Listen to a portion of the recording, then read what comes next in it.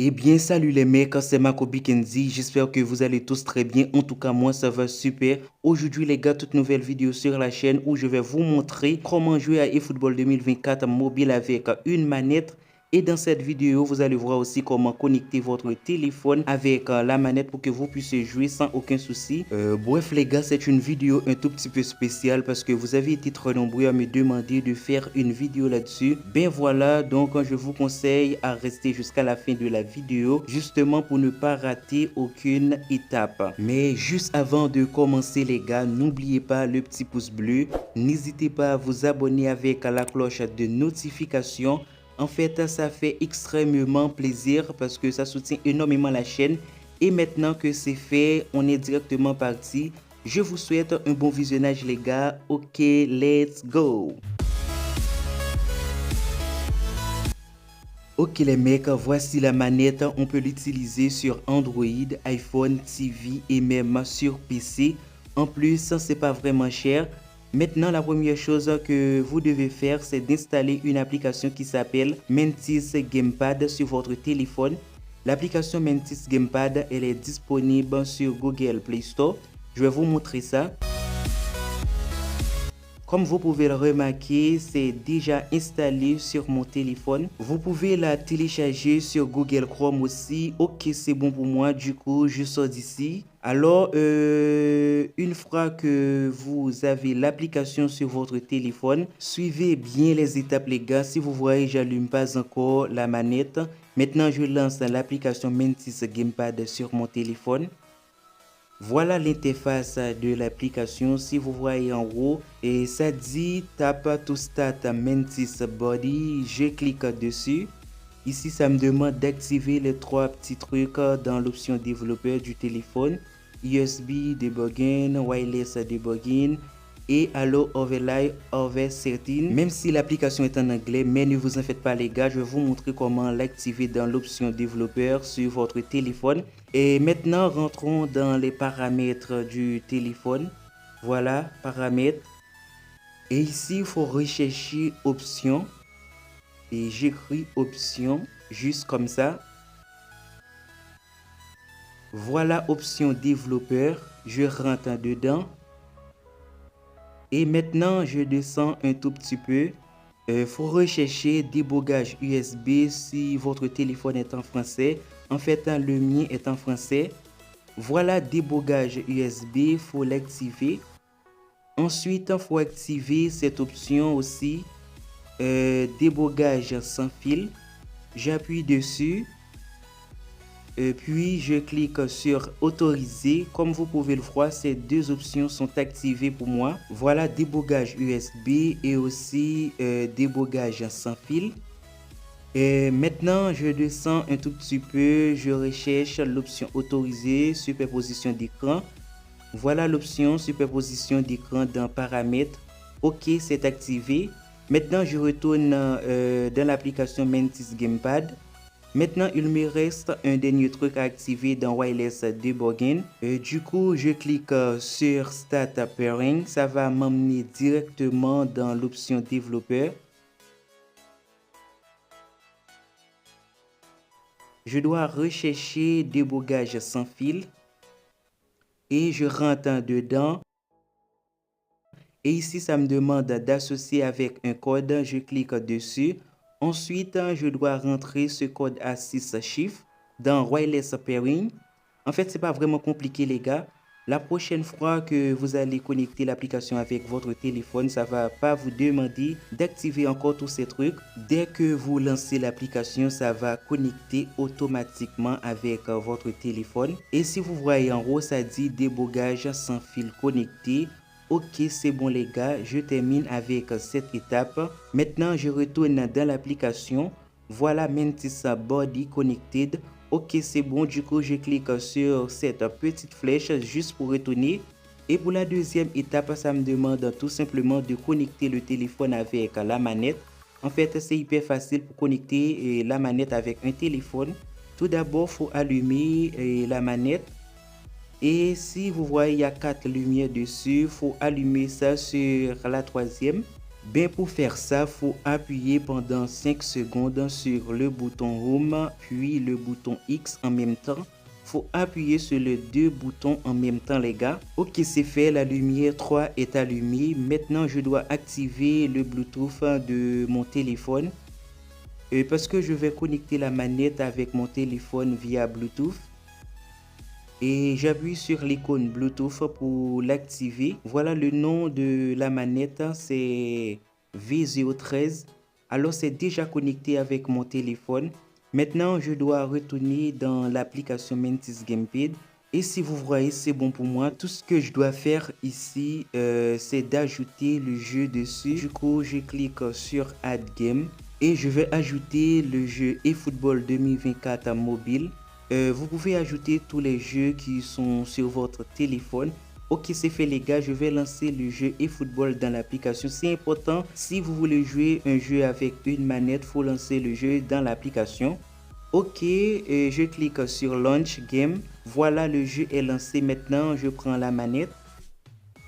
Ok, ça charge les gars. Si vous n'arrivez pas à connecter votre téléphone avec une manette ou si vous avez besoin d'aide, n'hésitez pas à rejoindre mon groupe Discord. Le lien est dans la description de la vidéo. Une fois que vous êtes dedans, vous pouvez me demander tout ce que vous voulez les gars. En fait, je suis là pour vous. Ok, là, ça charge.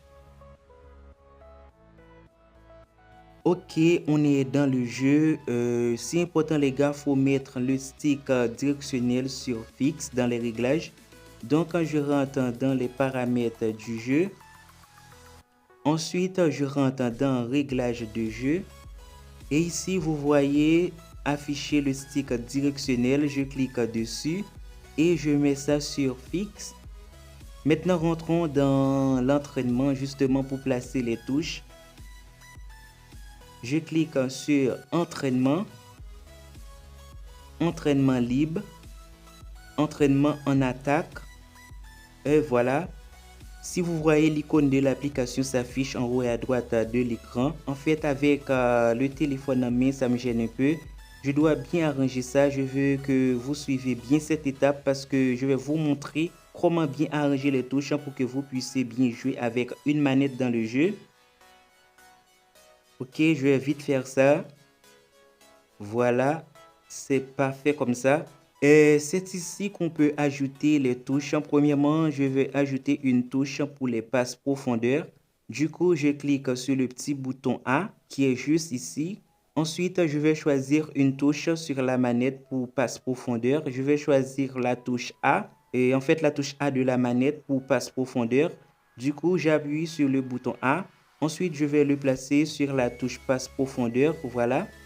Et pour la touche stick directionnel ou analogique, pour ajouter ça, il faut appuyer sur le bouton L-stick. J'appuie dessus. Je dois le dézoomer un tout petit peu et le placer sur la touche stick directionnel. Voilà, c'est bon comme ça. Et pour faire des passes en profondeur lobée, c'est important. Alors, je vais ajouter le bouton R-Stick de la manette sur le bouton passe profondeur. Du coup, je clique sur le bouton R-Stick. Le bouton est trop grand sur l'écran, je dois le dézoomer. Et je vais le placer sur le bouton passe en profondeur. Ça va me permettre de faire des passes lobées et descentes. Voilà, parfait comme ça. Et d'autres choses les gars, et pour faire des passes, je vais utiliser le bouton X de la manette. Du coup, je vais appuyer sur le petit bouton A qui est juste ici. Ensuite, je vais appuyer sur le bouton X de la manette. Avec ce bouton, je vais faire des passes et le bouton A de la manette, c'est pour passe en profondeur. Donc, j'appuie sur le bouton X. Tac, voilà. Et maintenant, je vais le placer sur le bouton passe. C'est bon comme ça. Et maintenant, pour tirer dans le jeu, je vais utiliser la touche B de la manette. Du coup, je dois appuyer sur le petit bouton A qui est juste ici. Et justement, pour ajouter le bouton B de la manette à l'écran, du coup, j'appuie dessus sur le bouton B. Ensuite, je vais le placer sur la touche tir. Ok, c'est fait, ça va vous permettre de bien tirer dans le jeu. Et pour le bouton sprint, il est là pour accélérer dans le jeu. Il est vraiment important. Je vais ajouter le bouton R1 de la manette dessus. Du coup, je clique ici pour ajouter un nouveau bouton. Et je vais utiliser ce bouton R1 de la manette. En fait, il y a deux boutons ici, R1 et R2. Mais il faut choisir le premier, c'est le bouton R1. Alors, je vais l'utiliser justement pour accélérer ou pour courir plus vite. Donc, quand je clique dessus, voilà. Ensuite, je vais le mettre sur le bouton sprint. Il va t'aider à défendre aussi dans le jeu. C'est vraiment important, les gars. Et pour faire des tirs puissants, il faut aller dans Sweep ou le bouton glisser. Voilà, Sweep, je clique dessus. Il faut choisir le bouton glisser à gauche. Voilà, le bouton glisser à gauche. Puis, il faut choisir le bouton R2 de la manette. Donc, quand j'appuie sur le bouton R2 de la manette, tac, voilà, et je vais le dézoomer, voilà, et je vais le placer sur la touche tir. C'est mieux comme ça. Et pour faire des tirs enroulés en utilisant la même touche tir, il faut rentrer à nouveau dans Sweep. Je ne sais pas si vous voyez bien ça. Voilà, Sweep. Je clique dessus.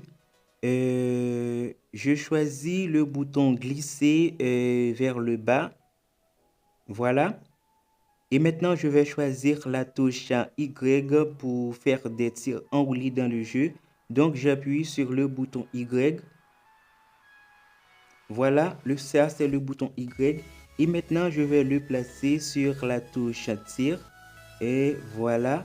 On peut tirer avec le bouton B, R2 et Y dans le jeu. Et voilà, c'est parfaitement bien comme ça, les gars. A pour faire des passes en profondeur. R6, c'est pour les passes en profondeur lobby. Et X pour les passes. R1 pour accélérer. B pour tirer. Y pour faire des tirs enroulés, R2 pour faire des tirs puissants. Et j'ai bien dit R1 pour accélérer et R2 pour les tirs puissants. Voilà, j'ai fini d'arranger les touches. Maintenant, vous allez voir que ça fonctionne super bien. Et là, vous voyez, la touche stick directionnelle marche correctement. De même pour les passes en profondeur et aussi les passes. Et R1 pour accélérer, voilà. Sauf que ça va vous prendre un peu de temps pour s'habituer avec les touches. En fait, je m'habitue un peu avec ça. Et si vous voulez masquer les touches de la manette à l'écran, c'est super simple à faire. Faut appuyer ici sur les trois petites barres. Et là, vous voyez Always On Buttons. Faut les désactiver aussi. Voilà, et vous allez voir que les touches de la manette ne seront pas visibles à l'écran. Voilà, comme vous pouvez le voir. Maintenant, je vais quitter l'entraînement justement pour passer dans un match. Et je vais vite faire ça. Voilà, le match va bientôt commencer. Et vous voyez, les touches marchent parfaitement bien, les gars. Voilà. On peut même diminuer un peu l'opacité des touches dans le jeu. Je vais mettre la visibilité ou l'opacité des touches à 20%. Ce sera mieux comme ça. Dommage, le jeu ne nous donne pas la possibilité de mettre l'opacité des touches à 0. Et vous allez voir. Voilà, c'est mieux comme ça. Franchement, les gars, j'adore jouer avec la manette. Ça m'aide à dribbler facilement. Beaucoup de joueurs utilisent une manette pour jouer à ce jeu. Et si vous avez besoin d'aide, les amis, n'hésitez pas à rejoindre mon groupe Discord. Je mets le lien en description pour vous. Et si vous voulez jouer avec moi, n'hésitez pas également à rejoindre le groupe Discord. Il y a du monde là-bas. Comme ça, on pourra s'amuser ensemble dans le jeu eFootball 2024 mobile. Et c'est important, les gars, il y a des jeux qui n'ont pas besoin d'installer une application sur les téléphones pour pouvoir jouer avec la manette. Et si vous voulez que je vous fasse d'autres tutos sur les manettes, n'hésitez pas à me les dire dans l'espace commentaire. Et là, si vous voyez, ça m'aide à marquer des buts incroyables dans le jeu. Et si vous voyez, je joue assez bien avec la manette, même si je m'habitue pas trop avec les touches. Comme d'hab, je joue sans la manette et maintenant je vais jouer beaucoup à ce jeu en utilisant une manette. En fait, je trouve que c'est beaucoup plus intéressant quand on joue ça avec une manette. Voilà les amis, c'est la fin de cette vidéo. J'espère qu'elle vous a plu. Si c'est le cas, n'hésitez pas à liker si ce n'est pas encore fait. Et si vous avez des idées tutoriels à faire, n'hésitez surtout pas à me les dire dans l'espace commentaire. Bref, sur ce, je vous dis à très bientôt pour une prochaine vidéo. Ciao!